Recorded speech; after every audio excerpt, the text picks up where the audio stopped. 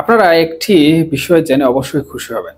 আমাদের আন্তঃবাহিনীর জনসংযোগ পরিদপ্তর সম্প্রতি একটি প্রেস রিলিজ করেছে বা একটি বার্তা প্রচার করেছে। সেই বার্তায় তারা স্পষ্টভাবে উল্লেখ করেছে যে বর্তমান যে সরকার রয়েছে, অন্তর্বর্তীকালীন সরকার বা গণপ্রজাতন্ত্রী বাংলাদেশ সরকার, তারা মব ভায়োলেন্সের বিরুদ্ধে জিরো টলারেন্স জারি করেছে।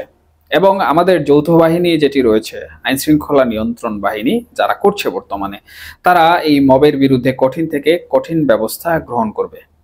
এখন আমার প্রশ্ন হচ্ছে, এটা কি শুধুমাত্র গণ অধিকার পরিষদ কিংবা জাতীয় পার্টির মধ্যকার যদি কোনো দাঙ্গা লাগে সেটার ক্ষেত্রে, নাকি এর অন্য কোনো ব্যবহার আছে?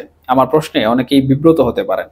আমি একটি ছোট উদাহরণ দিচ্ছি। কিছুদিন পূর্বে একটি বিনোদন কেন্দ্র এবং একটি মাজার ভেঙে গুঁড়িয়ে দেওয়া হয়েছে, যেটা সম্পূর্ণরূপে মব ছিল। এখন আমার প্রশ্ন হচ্ছে, এটা কি মব ছিল নাকি এটা কোনো প্রকার মব ছিল না? যদি মব হয়ে থাকে তাহলে এর বিরুদ্ধে কোনো ধরনের অ্যাকশনে কেন যাওয়া হলো না?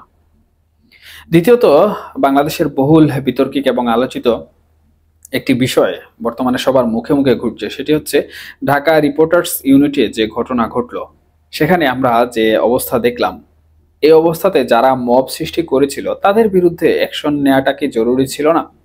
সেটা কঠোর হোক কিংবা নমনীয় হোক, তাদের বিরুদ্ধে কি কোনো অ্যাকশন নেওয়ার প্রয়োজন ছিল না?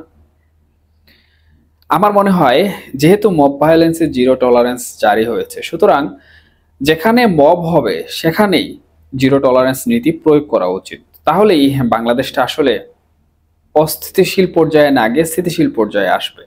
যাই হোক, আপনারা যারা নীতি নির্ধারক আছেন তারা বিষয়গুলো অনেক ভালো বুঝেন, অনেক ভালো জানেন। আশা করি প্রত্যেকটা মবের ক্ষেত্রে, যারা মব সৃষ্টি করে তাদের ক্ষেত্রে একই নীতি অ্যাপ্লাই করবেন।